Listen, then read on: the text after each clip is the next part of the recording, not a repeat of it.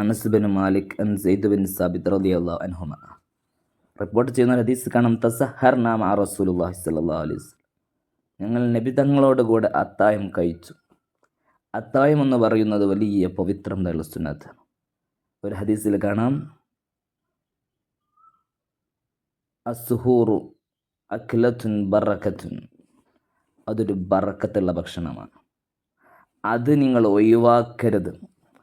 അത് കുറഞ്ഞ ഒരു ഗ്ലാസ് വെള്ളമാണെങ്കിലും ശരി, കുറച്ചെങ്കിലും നിങ്ങൾ കുടിക്കണം.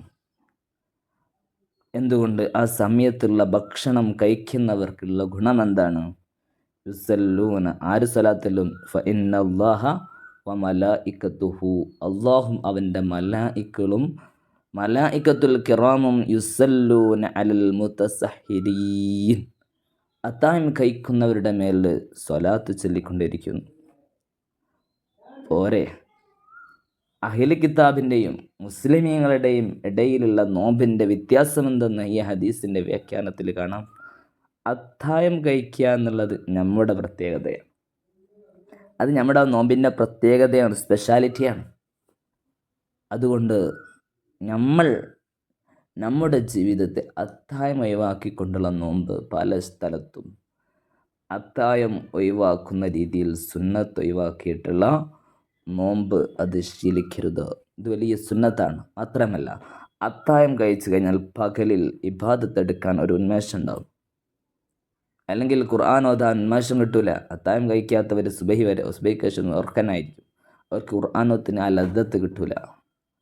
അത് വളരെ കുറച്ചാണെങ്കിലും ശരി, ആ സമയത്ത് എന്തെങ്കിലും ഒന്ന് കഴിച്ചാൽ നമ്മുടെ ആരോഗ്യത്തിന് ആ പകൽ സമയത്ത് നോമ്പിൻ്റെ ക്ഷീണവും മറ്റൊക്കെ മാറി ആരോഗ്യത്തോടു കൂടെ ഇബാദത്ത് എടുക്കാൻ കഴിയും. ഇപ്പോൾ ഏത് സമയത്ത് എഴുന്നേൽക്കണം?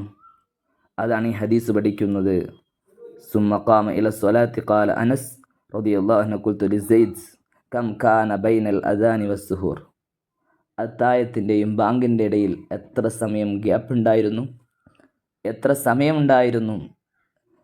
സുബഹി ബാങ്കിൻ്റെ എത്ര സമയം മുമ്പാണ് നബി തങ്ങൾ എണീക്കാറുള്ളത്? ഖദറ 50 ആയ 50 ആയത്തിൻ്റെ സമയം എന്ന് പറഞ്ഞാൽ നമ്മളോത്തല്ല, നബി തങ്ങളോത്താണ്. അപ്പോൾ 1 മണിക്കൂറെങ്കിലും സമയം കണക്ക് കൂട്ടണം. അർത്ഥം ചിന്തിച്ച് സാവധാനം ഓതുന്ന ഓത്ത്. ഈ ഹദീസിൽ നിന്നും വ്യക്തമാകാം, അവർ അത്തായം കഴിച്ചിട്ട് നേരെ പോയി കിടക്കലല്ല,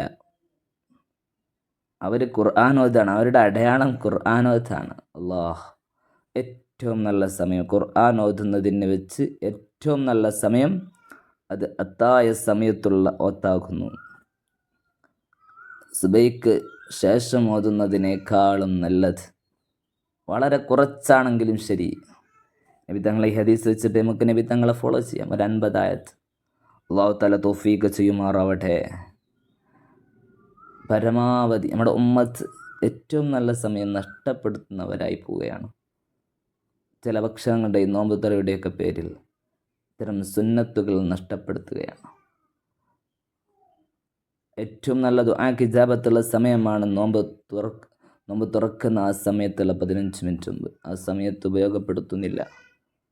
അത് കഴിഞ്ഞ് നോമ്പ് തുറന്നതിന് ശേഷം നല്ലൊരു സമയമാണ് ഇശാ മഗ്‌രിബിൻ്റെത്, അതും ഭക്ഷണത്തിൻ്റെ പേരിൽ നഷ്ടപ്പെടുത്തുന്നു. അത്തായ സമയം ഓവറായിട്ട് ഭക്ഷണം കഴിക്കാനും പാടില്ല. അത് കഴിച്ചിട്ട് സുബഹി വരെ ഉറങ്ങുന്ന രൂപത്തിൽ അതും നഷ്ടപ്പെടുത്തും. ഒരത്യാവശ്യത്തിന് എല്ലാം ഒരു മീഡിയം ലെവലിൽ കഴിച്ച് ഈ റമളാനു ശരീഫ് ഉറക്കവും ഭക്ഷണമൊക്കെ കുറച്ച് എല്ലാം ഒരു കൺട്രോൾ ചെയ്ത് ഇബാദത്തിലായിട്ട് ധന്യമായ അല്ലാഹു തആലാക്ക് വേണ്ടി എന്തെങ്കിലുമൊക്കെ ചെയ്യണം. ഈ റമളാന് കൊണ്ട് എനിക്ക് എന്തെങ്കിലും ഒരു മാറ്റം വരണം എന്ന് ചിന്തിച്ചു.